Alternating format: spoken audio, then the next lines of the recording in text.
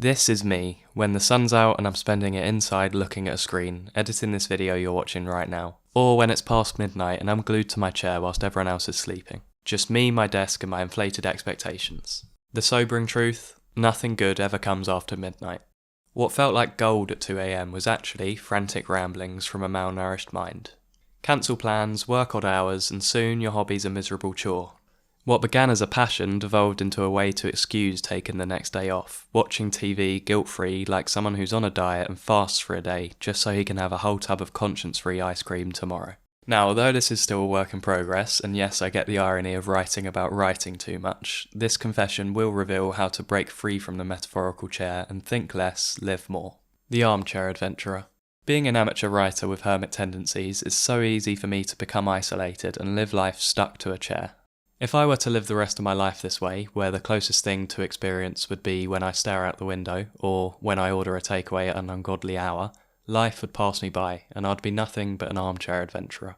More on this neurosis later, but briefly, the armchair adventurer is a hermit who lives a provisional life as if it were a dress rehearsal, spending his days in the safety of his own home as if he will get another life to make up for his lack of adventure in his current one.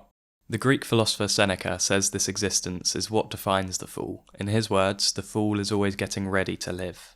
They're experts at telling people what their plans are, but rarely go further than that, just ideas without action.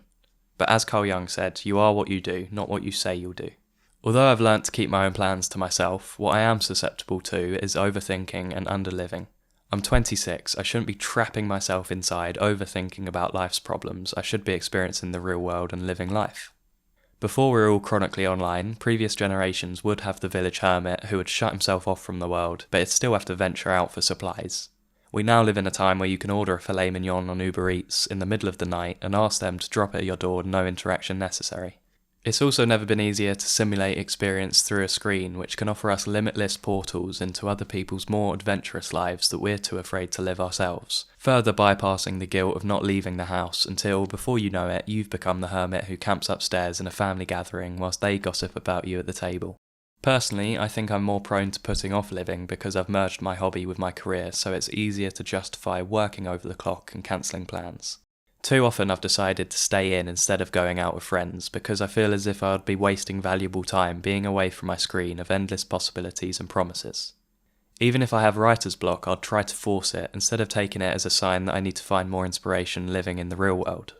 The philosopher Nietzsche once said, all truly great thoughts are conceived while walking. If you can't walk, any form of locomotion's accepted. Even outdoors, I'd sometimes zone out mid-chat when the topic is, what's your favourite biscuit? And my brain would be like, if you keep taking part of the biscuit away, when does it stop being a biscuit? Psychoanalysis of the Armchair Adventurer. Carl Jung would attribute this neurosis to the figure of the sage, specifically the darker manifestation. If you're not aware, the sage is often portrayed in film and literature as an old man who's broken away from materialism, opting to live simply, whether it be in a hut, in the forest, or meditating in the mountains. Think Merlin or Gandalf. Well, the shadow version of this figure is a person who becomes paralysed by their own wisdom and knowledge and through insecurity hoards it for themselves. Shameless plug, but here's a short excerpt from my recent book that unpacks this shadow side, i.e. the Armchair Adventurer. In the writers Moore and Gilette's analysis of the sage archetype, they observe the potential negative consequences of living a life of solitude. They claim that due to the solitary man's abundant knowledge, he's prone to overthinking and as a result lives a life of inaction. In their words, through fear of making the wrong decision, he makes none. He only sits on the rock and thinks. He's an armchair adventurer. The writer H.G. Baines describes this as the provisional life. It can be brought about through having a fear of failure, which paralyses you to the spot as you don't want to make a fool of yourself. What this fear-ridden individual fails to see here is how this passive non-committal existence nullifies their essence. In the Chinese Taoist text Tao Te Ching, Lao Tzu writes, "One who excels in safeguarding his own life does not meet with the rhinoceros or tiger when travelling on land, nor is he touched by weapons when charging into an army." Lao Tzu explains that the sage in his attempts to control knowledge can lose sight of his purpose, to help those who need it. He writes, "The sage has no mind of his own. He takes as his own the mind of the people and treats them all like children." This is a centuries-old warning to individuals who harness the knowledge of the sage and must always monitor their ego and keep it in check, remembering the philosopher Socrates' maxim, "The more I learn, the less I realise I know." Too often we can't help but get carried away when we absorb more and more information. I noticed this myself, particularly when I'd pull an all-nighter researching and writing. As I said before, the issue with this is I'd take the next day off and get complacent the rest of the week as I felt sufficiently flattered by my own drive. However, what I realised is whenever I did this, I'd always be disappointed by the outcome. Closing thoughts. To put a ribbon on this, we must go to the limits of what we can endure so we can know the value and experience in life. We must also let go of the fear of failure, stop living in a fantasy through watching other people live their lives on a screen, and live a little.